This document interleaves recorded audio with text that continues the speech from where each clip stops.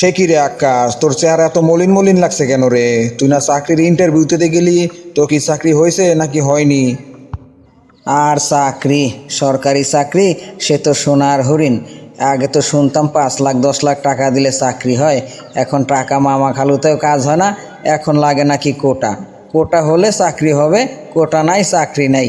কোটা আছে পড়ালেখা আছে, কোটা নাই পড়ালেখা নাই। সে কি রে আকাশ, কোটা হলেই চাকরি হবে?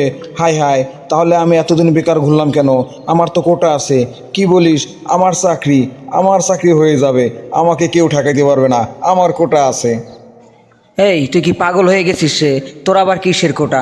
হ্যাঁ, পড়ালেখা করিস নি, কিছু নি, তোর বংশের কোনো নেই, তোর আবার কিসের কোটা রে? কোটা থাকলে তুই এতদিন বেকার ঘুরলি কেন? আরে আকাশ, আমি তো জানতামই না যে চাকরি করতে কোটা লাগে। আমাদের কত কোটা, কোটার কোনো অভাব আছে?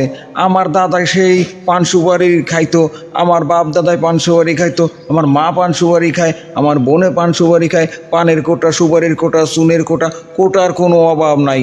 সে কিরে, কত বস্তায় বস্তায় কোটা বিক্রি করে ফেললাম টিনের দরে, আর এখন বলছিস চাকরি করতে নাকি কোটা লাগে? হ্যাঁ, আমি যত কোটা লাগে আমি দেবো, যত কোটা লাগে সব আমি দেবো, তোর চাকরিও হয়ে যাবে, তুই টেনশন করিস নি। আমার কাছে অনেক কোটা আছে, কোটার কোনো অভাব নাই আমার কাছে, বুঝছিস? দে শালা, কি বলিস কোটা? এই কোটা কি সেই কোটা রে? পানের কোটা, সুপারির কোটা, চুনের কোটা? এটা হচ্ছে মুক্তিযোদ্ধার কোটা, মুক্তিযোদ্ধার কোটা।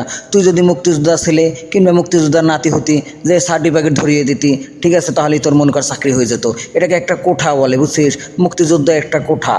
এই যত মুক্তিযোদ্ধা আছে তাদেরকে নিয়ে একটা কোঠা করেছে। তাদের ছেলে নাতি পুতি আতি ছাতি যারা আছে সব সরকারি চাকরি পাবে। যাই বলবি আমি মুক্তিযোদ্ধা কোঠা, চাকরি পাবি। এখন বল, তোর দাদা নানা খালা খালু কেউ কি মুক্তিযোদ্ধা ছিল রে?